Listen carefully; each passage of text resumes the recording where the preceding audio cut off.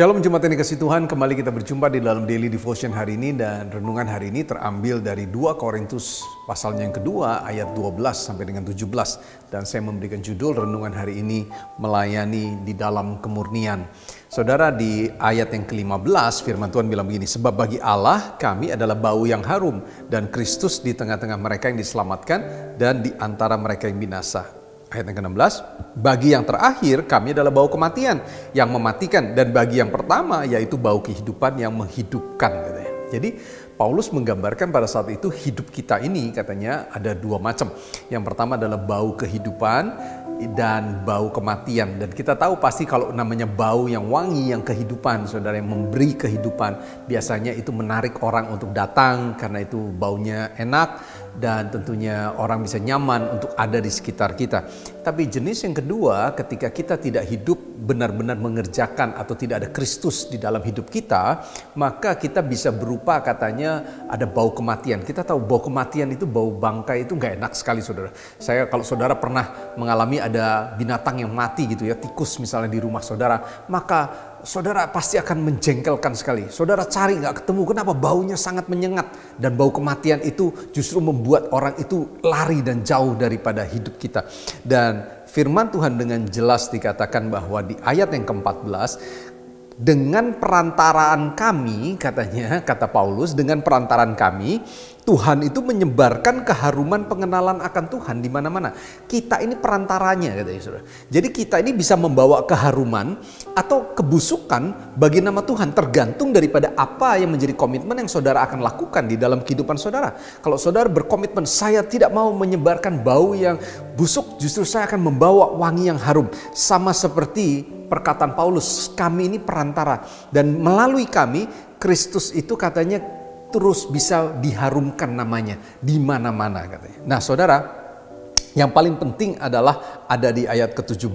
Dikatakan begini, dengan maksud murni. Jadi Paulus itu bisa melakukan itu semua karena dia tidak punya maksud apa-apa, tidak punya motivasi apa-apa di dalam kehidupannya yang jelek. Jadi motivasinya itu murni atas perintah Allah di hadapan Tuhan, katanya. Pertanyaannya hari ini, bagaimana motivasi saudara di dalam saudara menjalani hidup ini? Apakah motivasi saudara di dalam saudara melayani Tuhan? Apakah saudara punya motivasi yang murni sehingga saudara itu bisa membawa keharuman bagi nama Tuhan, katanya. Nah, motivasi kita itu jauh lebih penting daripada aksi kita, saudara, di dalam kita melayani atau di dalam kita membangun kehidupan. Our motivation is much more important than our action. Motivasi saudara itu menjadi yang paling penting. Karena motivasi itu saudara bisa saja mengelabui orang. Walaupun saudara bilang motivasi saudara benar, tapi Tuhan tahu motivasi maksud saudara yang paling dalam. Yang bisa tahu itu Tuhan. Ayat 15 bilang begini, saudara. Sebab bagi Allah, katanya, kami adalah bau yang harum dari Kristus, katanya. Bagi Allah. Jadi yang mengerti tentang motivasi sesungguhnya ini Tuhan. Sekalipun saudara bisa ngomong apapun, saudara memiliki motivasi yang baik, tapi Tuhan mengerti tentang isi hati saudara. Yang bisa tahu itu siapa? Yaitu Tuhan. Nah, berkatnya kalau saudara memiliki motivasi yang murni, kalau bagi Tuhan hidup saudara adalah merupakan keharuman bagi Tuhan, maka ini berkatnya. Di ayat yang pertama firman Tuhan bilang begini, saudara. Tuhan itu membuka jalan untuk pekerjaan pelayanannya. Kalau saudara baca pasal 2 ini, 2 Korintus 2 pasal 2, di ayat yang pertama katanya Tuhan membuka jalan untuk apa? Untuk pekerjaan pelayanan. Jadi bukan kita yang perlu untuk membuka jalan bagi diri kita sendiri, tapi Tuhan yang akan membuka jalan. Di ayat 14 bukan saja Tuhan yang membuka jalan, di ayat 14 firman Tuhan bilang begini, syukur bagi Tuhan karena Kristus selalu membawa kami ke jalan kemenangannya, katanya.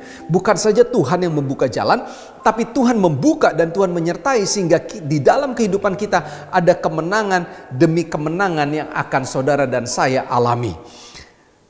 Ayat 17, kalau kita berbicara tentang maksud yang murni, maka ini berbicara tentang perbuatan, berbicara tentang sikap, berbicara tentang pola pikir, berbicara tentang tindakan, tentang perkataan, tentang kebiasaan. So, memasuki tahun 2022 ini, mari memiliki komitmen, milikilah motivasi yang murni. Kalau saudara memiliki motivasi yang murni, pasti tindakan saudara, perkataan, pola pikir, perkataan, kebiasaan saudara pasti semuanya akan murni. Dan itu akan mendatangkan berkat bukan saja buat orang banyak, tapi juga buat Tuhan. Dan nama Tuhan akan selalu ditinggikan, dibesarkan melalui hidup saudara dan saya yang merupakan perantara. Selamat menjadi berkat bagi banyak orang dan selamat menjadi berkat bagi kerajaan Tuhan. Mari kita berdoa. Hari ini kami bersyukur Tuhan ingatkan kami kembali untuk kami terus hidup. Motivasi kami harus benar.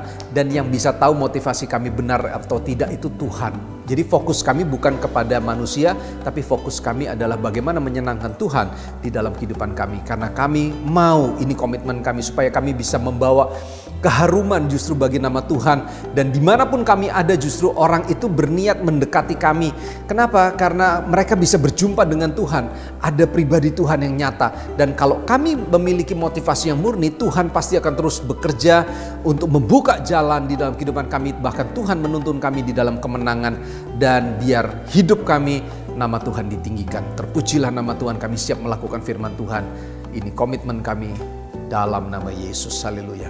Amin. Tuhan berkati kita semua. God bless.